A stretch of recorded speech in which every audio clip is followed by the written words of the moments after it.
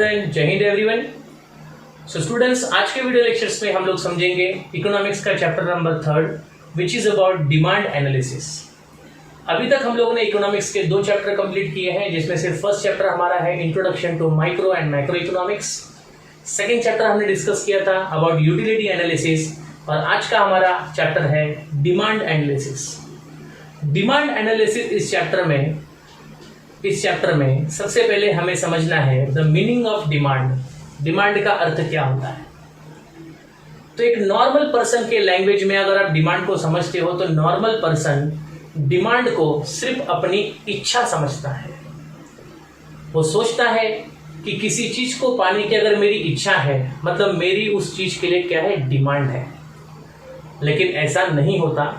सिर्फ अगर आप किसी चीज को पाने की अगर इच्छा रखते हो तो आपकी पाने की इच्छा या आपकी डिमांड को कभी कंप्लीट नहीं कर सकते। इसलिए डिमांड को सिर्फ डिजायर कहना यह सही बिल्कुल नहीं है।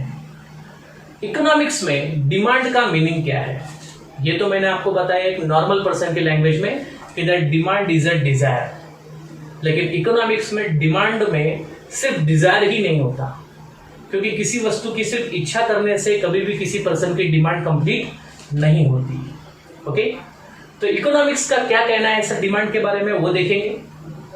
तो इकोनॉमिक्स कहता है कि demand is a Dzire for a commodity. Of course शुरुआत डिजायर से ही होगी, क्योंकि जब तक किसी चीज को पाने की आपकी इच्छा नहीं होगी आप उसकी डिमांड करोगे ही क्यों। तो इकोनॉमिक्स में डिमांड का मीनिंग क्या हुआ, that demand is a desire for a commodity which is backed by, उस डिजायर को सपोर्ट होना चाहिए, बैकिंग होनी चाहिए 2 चीजों की। पहली चीज एबिलिटी टू पे और दूसरी चीज विलिंगनेस टू पे। सो यहां पर डिमांड का अर्थ क्या हुआ, the demand is equal to desire for a commodity plus ability to pay its price and plus willingness to pay its price. तो यहां पर डिजायर भी होनी चाहिए, उस वस्तु को खरीदने की हमारे पास परचेजिंग पावर भी होनी चाहिए, और प्लस उस वस्तु पे खर्च करने की हमारी इच्छा शक्ति भी होनी चाहिए। जब ये 3 चीजें कंबाइन होती है तब जाकर किसी कमोडिटी की डिमांड कंप्लीट होगी, हम लोग ऐसा कह सकते हैं। ओके, सो ये डिमांड का अर्थ हुआ इकोनॉमिक्स में कि that demand is a desire which is backed by ability to pay its price and willingness to pay its price. Okay? आओ इसको हम लोग एग्जाम्पल समझते हैं। अब बेगर एक भिखारी है, एक बहुत ही पुअर पर्सन है, और वो किसी कार को खरीदने की इच्छा रखता है। उसकी इस कार को पाने की इच्छा है, तो क्या उसकी इस कार को पाने की इच्छा उसके डिमांड को कंप्लीट कर सकती है? क्या ये उसकी इफेक्टिव डिमांड है? नो। लेकिन जब उसी कार को पाने की इच्छा एक रिच पर्सन करता है तो क्या ये उसकी इफेक्टिव डिमांड है? Of course yes. क्यों? क्योंकि रिच पर्सन के पास इस कार को खरीदने की डिजायर भी है, इच्छा भी है, उसके पास इस कार को खरीदने की एबिलिटी भी है, और इसके साथ साथ उसके पास जो पैसे हैं, उसके पास जो एबिलिटी है, वो अपने पैसे को इस कार पे खर्च करने की इच्छा शक्ति भी रखता है।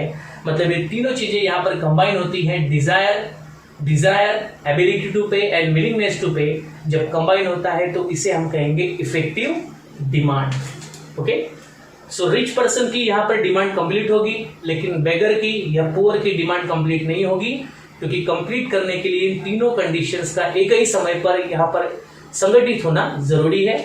और जिस पर्सन के लिए तीनों चीजें संगठित होगी वो रिच पर्सन है, तो उसकी डिमांड को हम लोग इफेक्टिव डिमांड कह सकते हैं। ओके, तो ये मैंने आपको डिमांड का मीनिंग समझाया इकोनॉमिक्स की लैंग्वेज में भी और एक जनरल पर्सन की लैंग्वेज में भी। आगे बढ़ते हैं। डिमांड को और भी क्लियर समझने के लिए the demand is based on 2 concept. Demand in 2 मुद्दों पे आधारित है। डिमांड का पहला कॉन्सेप्ट है इंडिविजुअल डिमांड, और दूसरा कॉन्सेप्ट है market demand. Individual demand and market demand, इस दोनों वर्ड को आपको पढ़ के समझ में थोड़ा थोड़ा आ रहा होगा कि दैट इंडिविजुअल डिमांड मतलब यहां पर डिमांड करने वाला कोई सिंगल पर्सन होगा, और जब हम मार्केट डिमांड की बात करते हैं तो ऑफ कोर्स यहाँ पर डिमांड किसी सिंगल पर्सन के द्वारा नहीं हो रही है, यहाँ पर demand more than one person के द्वारा हो रही है, मोर देन वन कंज्यूमर के द्वारा हो रही है, तो it is a market demand. आओ हम लोग इंडिविजुअल डिमांड का मीनिंग समझते हैं। इंडिविजुअल डिमांड का मीनिंग कुछ इस तरह से है कि when the quantity of commodity is demanded, when the quantity of commodity is demanded by a single consumer, जब एक कंज्यूमर के द्वारा किसी कमोडिटी की क्वांटिटी को डिमांड किया जाता है eight a particular price. Of course अगर आप किसी चीज की डिमांड कर रहे हो तो हमारी डिमांड उस कमोडिटी के प्राइस से रिलेटेड होगी during a given period of time, और हमारी डिमांड एक पर्टिकुलर पीरियड ऑफ टाइम पर की जाएगी। ऐसा नहीं है कि हम लोग सर्दी के मौसम में छतरी की डिमांड करेंगे, अम्ब्रेला की डिमांड करेंगे ना। हर एक चीज को डिमांड करने का एक सही समय होता है।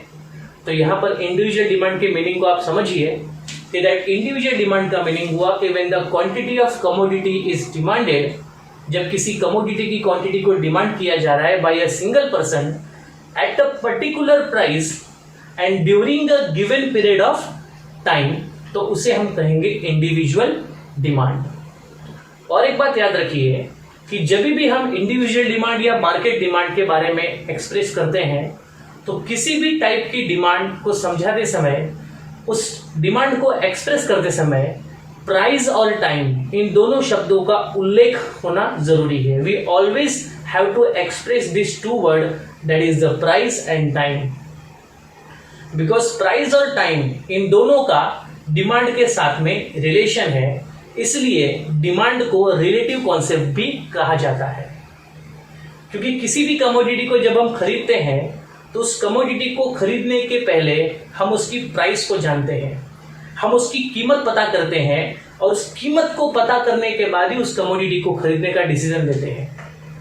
दूसरी चीज, किसी भी कमोडिटी को परचेस करते समय एक प्रॉपर टाइम का होना भी बहुत जरूरी है, क्योंकि सही समय पर ही सही वस्तुएं खरीदी जाती हैं। एक नॉर्मल पर्सन हमेशा जब वस्तुओं को खरीदता है तो वो उसकी प्रॉपर टाइम को भी उस वस्तु के साथ मैच करता है, तो ही वो उसको खरीद पाता है। इसलिए डिमांड करते समय प्राइस और टाइम इन दोनों शब्दों का एक्सप्रेशन एक कंज्यूमर के द्वारा करना कंपलसरी होता है। तो ये मैंने आपको इंडिविजुअल डिमांड का मतलब बताया। दूसरा कॉन्सेप्ट है मार्केट डिमांड।